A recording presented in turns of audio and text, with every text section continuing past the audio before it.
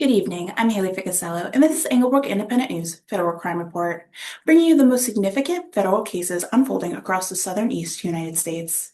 Tonight, public corruption inside federal agencies, multi-state drug trafficking networks dismantled, child exploitation cases surging across Virginia, and a major fraud case targeting taxpayers and federal disaster relief funds. We begin tonight in Maryland. A former U.S. Census Bureau program manager has admitted to orchestrating a nearly $800,000 federal kickback scheme tied to government contracts. 47-year-old Camille T. Jones of Upper Marlboro pled guilty in federal court in Greenbelt, conspiracy involving bribery and honest service fraud. According to federal prosecutors, Jones used her authority to steer a multi-million-dollar employee assistance program contract to a company connected to her relative, Yolanda Jones. In return, she received hundreds of thousands of dollars in illegal kickbacks. Investigators say Jones attempted to cover up the scheme by creating a fraudulent consulting agreement, backdated for 4 years, to distinguish the payment as legitimate business contracts.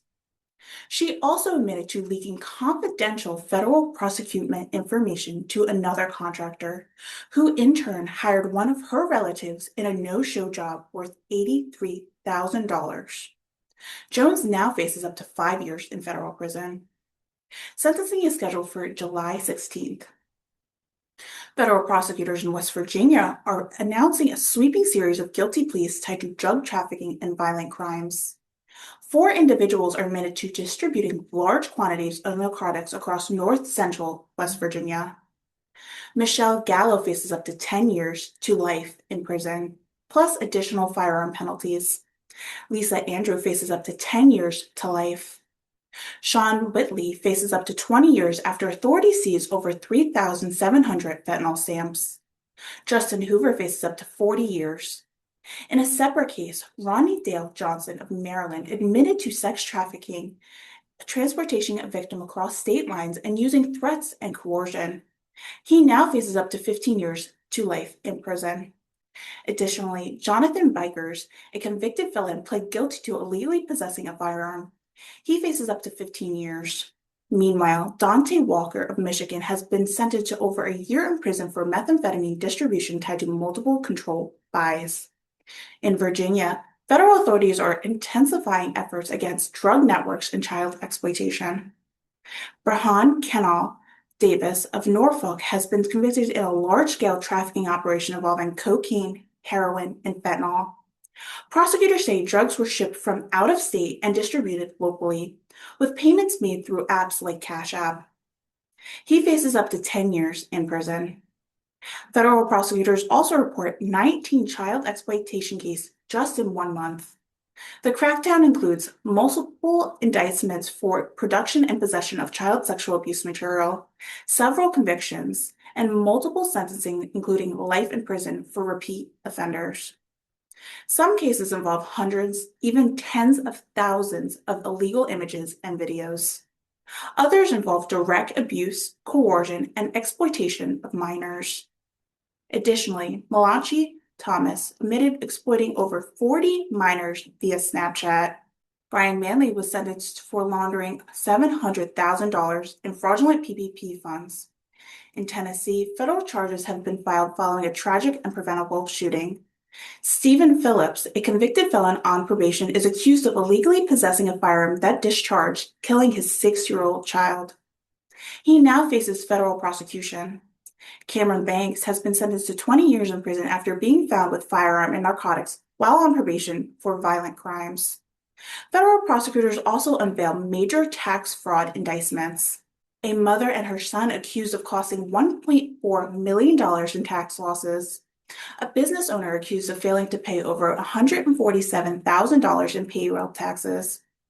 In North Carolina, federal authorities continue to target both online exploitation and disaster fraud. Jake Lohr has been sentenced to over 10 years in prison after investigators uncovered the equivalent of more than 500,000 exploitive images. Terrence McBride, a repeat offender, will spend nearly 22 years in prison for firearm and drug trafficking offenses. Christian Hall has been indicted for fraudulently collecting disaster relief funds following a tropical storm, Helene, allegedly receiving over $20,000 under false claims. He faces up to 30 years in prison. A public corrections case in South Carolina highlights bribery at the local government level. Hasten Torrey Fields has been sentenced for paying bribes to influence zoning decisions tied to hospital redevelopment projects. Trevor Jones has pled guilty to drug distribution and possession of a stolen firearm after officers discovered narcotics and cash during a traffic stop. In Mississippi, multiple federal cases highlight the intersection of violence, trafficking, and illegal firearms. Harold Temple was sentenced for illegally selling over 700 firearms. Luis Noel received more than 14 years for kidnapping across multiple states. Calvin Baskett was sentenced 13 years for meth trafficking. Meanwhile, a federal appeal court upheld a staggering 192-year sentence for a former school teacher convicted of sexually exploiting students. In Alabama, a Kenyan national has been sentenced to federal prison for illegally possessing a firearm. Stanley Amelin received 18 months with additional charges pending in a separate case involving alleged solicitation of minors. In Georgia, federal prosecutors are tackling violent crimes, healthcare fraud, and corruption within the prison system. A convicted felon has been indicted after allegedly firing weapons in a residential neighborhood. A medical group agreed to pay $14 million to settle a fraud allegation. And a former federal correctional officer has been convicted for smuggling drugs into a prison using hidden passage systems. We close out tonight in Florida with major fraud cases involving U.S. military contracts.